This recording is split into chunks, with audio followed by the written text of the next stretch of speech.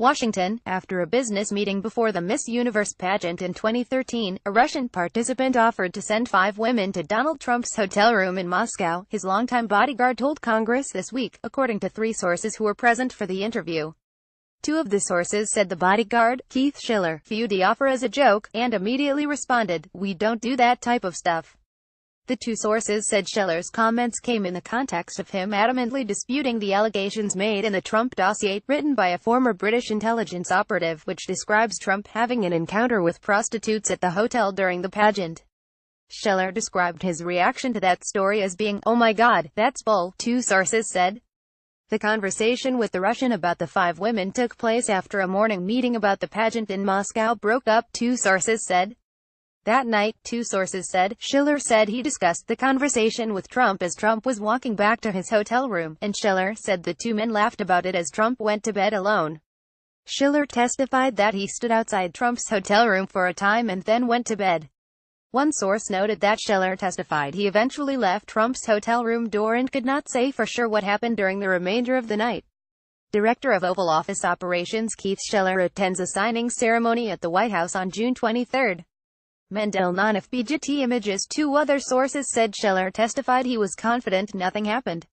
Schiller said he and Trump were aware of the risk that hotel rooms in Moscow could be set up to capture hidden video, 2 sources said.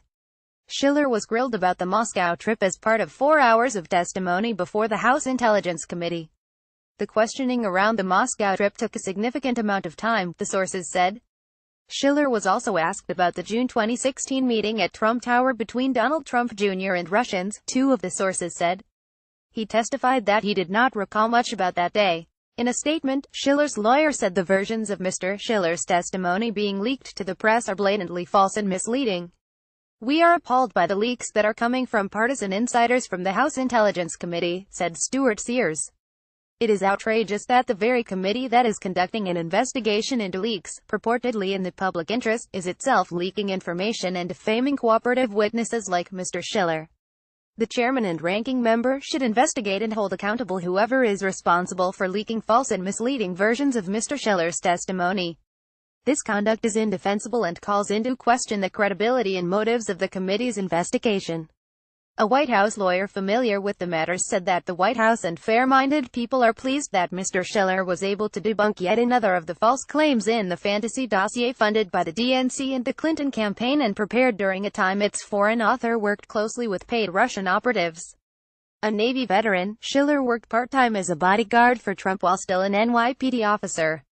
He began working for Trump full-time after his retirement from the force in 2002 and became his director of security in 2004.